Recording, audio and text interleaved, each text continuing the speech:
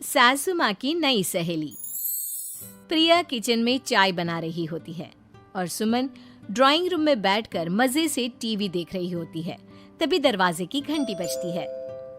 प्रिया, जरा देखना तो कौन आया है। देखती हूँ मम्मी जी। प्रिया दरवाजा खोलती है तो सामने पड़ोस वाली विमला आंटी खड़ी होती है। नमस्ते आंटी जी, कैसी हैं आप? मैं तो बिल्कुल ठीक हूँ बेटा, पर तेरी सास को क्या हुआ है? आजकल कहीं दिखती ही नहीं है। जब देखो तब टीवी के आगे जमी रहती है। अंदर तो आइए आंटी। अरे ओ दीपक की अम्मा, कहाँ हो? अरे बिमला, आओ आओ, क्या बात है, बड़े दिन बाद याद आई तुम्हें मेरी। मैं तो हमेशा ही तुम्हें याद करती हूँ, पर तुम ही गायब रहती हो और आजकल तो बाहर भी नहीं आती जाती। तबीयत तो ठीक है ना तुम्हारी? अरे तबीयत को क्या होना है, इस उम्र में तो कुछ ना कुछ लगा ही रहता है। मेरी छोड़ो, तुम ये बताओ कि क्या चल रहा है गली मोहल्ले में। तुम गली मोहल्ले की छोड़ो, चल तो तुम्हारे पड़ोस में रहा है। तुम्हारी नई सहेली आई है। मेरी कौन सी नई सहेली? मैं तो यहाँ बस तुमसे बातचीत कर लेती हूँ या फिर बाजू वाली शर्मा की बहू से दो चार बातें कर लेती हूँ। इसीलिए तो कहा कि तेरी नई सहेली आई है। अब कोई पड़ोस में आया है तो बात तो होनी ही है। कम से कम इसी बहाने हमारा भी एक ग्रुप बन जाएगा। फिर सब मिलकर अपनी बहुओं की शिकायतें किया करेंगे। दोनों हंसने लगते हैं। तभी प्रिया चाय लेकर आती है और सामने टेबल पर रख देती है।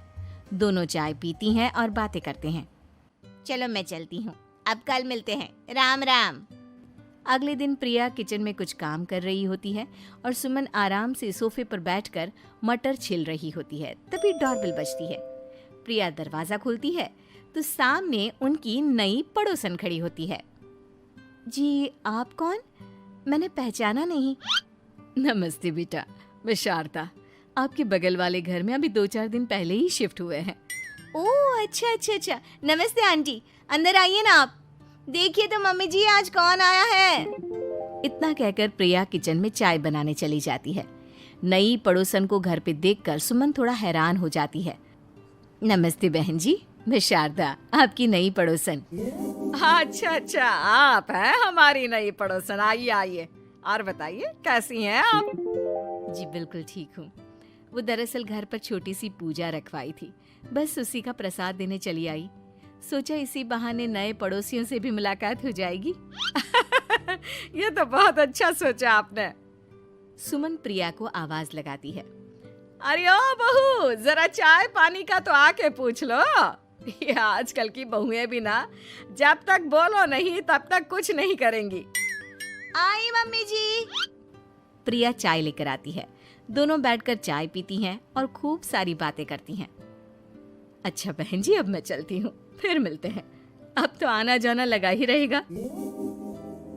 शारदा के जाने के बाद प्रिया किचन से बाहर आती है। क्या बात है मम्मी जी, आप दोनों को देखकर तो लगा ही नहीं कि पहली बार मिल रही हो। आप दोनों तो बिल्कुल बिछड़ी हुई सहेलियों की तरह बातें कर रही थी। अरे जब दो औरतें मिल जाती है ना, तो बातें अपने आप ही निकल आती है। अब तू अपने काम पर ध्यान दे, बातों पे नहीं। ऐसे ही कुछ दिन बीत जाते हैं। अब सुमन और शारदा अच्छी सहेलियां बन गई होती हैं। दोनों एक साथ मंदिर जाती, मार्केट जाती और कभी कभी तो विमला भी इनके साथ मिलकर खूब हंसी ठिठोली करती। एक शाम तीनों बैठकर सुमन के घर पर चाय पी रही होती हैं कि तभी बहुत तेज बारिश शुरू हो जाती है। सुमन जोर से प्रिया को आवाज लगाती है। प्रिया, ओ प्रिया, देख कितनी तेज बारिश हो रही है। जाके छत से सारे कपड़े ले आ, नहीं तो सब भीग जाएंगे। सुमन 2 बार आवाज लगाती है लेकिन प्रिया का कोई जवाब नहीं आता। शायद प्रिया कुछ काम कर रही है, इसीलिए कुछ जवाब नहीं दे रही। अरे काहे का काम, आराम फरमा रही होगी महारानी। तभी प्रिया बीमार हालत में अपने कमरे से बाहर निकलती है। हाँ मम्मी जी, क्या हुआ? मेरी तबीयत थोड़ी ठीक नहीं है ना, इसलिए आग लग गई। अरे सारे कपड़े भीग गए और तुझे सोने से फुर्सत नहीं है। सबके सामने सुमन के मुंह से ऐसी बातें सुनकर प्रिया उदास हो जाती है और छत से कपड़े उतारने चली जाती है। सुमन, ये क्या बात हुई? प्रिया ने बताया ना कि उसकी तबीयत ठीक नहीं, इसलिए उसकी आंख लग गई। तुम भी ना खामखा उसे सबके सामने सुना दिया। अरे आप नहीं जानती शारदा जी, कुछ बहुएं ना बहुत आलसी होती है, घर का एक काम नहीं करना चाहती। ऐसा नहीं है सुमन, तुम्हारी बहू तो बहुत प्यारी है, तुम्हारी सारी बात भी तो मानती है। हाँ सुमन, तुम प्रिया के बारे में ऐसा क्यों सोचती हो? मेरी भी दो दो बहुएं हैं, लेकिन मैं उन्हें अपनी बेटियों की तरह रखती हूँ। आखिर वो भी तो किसी की बेटियां ही है ना। और अगर तुम ऐसा ही व्यवहार करोगी तो एक दिन प्रिया भी तुम्हारे साथ ऐसा ही बर्ताव करेगी। शारदा और विमला की बातें सुनकर सुमन की तो बोलती बंद हो जाती है। वहीं प्रिया भी बाहर से सारी बातें सुन रही होती है। अरे मैं कोई उसकी दुश्मन थोड़ी ना हूँ, मैं भी उसकी माँ हूँ, लेकिन कभी कभी सास बनना पड़ता है, नहीं तो बहुएं हाथ से निकल जाती है। देखो सुमन, ये सब सोच का फर्क है। अगर तुम ये सोचोगी तो कभी प्रिया को अपनी बेटी नहीं बना पाओगी। इतना कहकर शारदा और विमला वहां से चली जाती हैं और सुमन अकेले बैठकर उनकी बातें सोचने लगती है। अगले दिन प्रिया और दीपक अपने कमरे में बैठकर बात कर रहे होते हैं और सुमन उनके कमरे के बाहर कुछ काम कर रही होती है और उन दोनों की बातें सुन लेती है। दीपक, तुम्हें पता है हमारे पड़ोस में जो शारदा आंटी है ना, बहुत अच्छी हैं। अच्छा, ऐसा क्या हो गया जो तुम्हें वो इतनी अच्छी लगने लग गई? कुछ खास नहीं, बस कल जब मम्मी जी मुझे सबके सामने सुना रही थी तो शारदा आंटी ने मेरा साथ दिया। मैं तो सच में हैरान ही रह गई थी जब उन्होंने मम्मी जी को मुझसे ऐसा बर्ताव करने के लिए मना किया। अच्छा, फिर क्या हुआ? होना क्या था, शारदा आंटी तो मम्मी जी को समझा ही रही थी कि बहू को भी बेटी की तरह ही रखना चाहिए, लेकिन मम्मी जी तो मम्मी जी है ना, उन्हें तो मुझ में हमेशा कमी ही दिखती है। काश मुझे भी शारदा आंटी जैसी सास मिली होती जो मुझे भी अपनी बेटी जैसी समझती। सुमन ये सब सुनकर बहुत उदास हो जाती है और वहां से चली जाती है। प्रिया की बातें सुमन के कानों में बार बार गूंज रही थी। उसे बहुत शर्मिंदगी महसूस हो रही थी कि उसने प्रिया के साथ बहुत गलत किया है।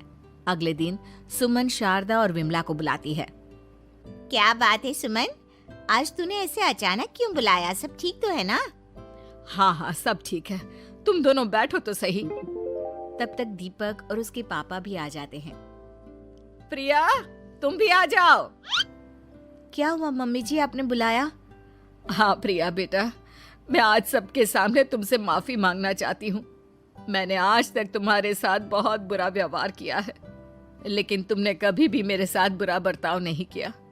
मुझे अपनी गलती का एहसास हो गया है, हो सके तो मुझे माफ कर देना। प्रिया अपनी सास की बातें सुनकर हैरान हो जाती है। उसकी आंखों में आंसू आ जाते हैं। प्लीज मम्मी जी, आप मुझसे माफी मत मांगिए, मैं भी आपकी बेटी ही हूँ। वैसे एक थैंक यू तो मेरी नई सहेली को भी बनता है, जिसकी वजह से मुझे मेरी गलती का एहसास हुआ। शारदा बहन, आपका बहुत बहुत शुक्रिया जो आपने मेरी आंखें खोल दी। अरे क्या सुमन, तुम भी ना? तो फिर इसी बात पर चाय और पकोड़े हो जाए। हाँ हाँ, क्यों नहीं।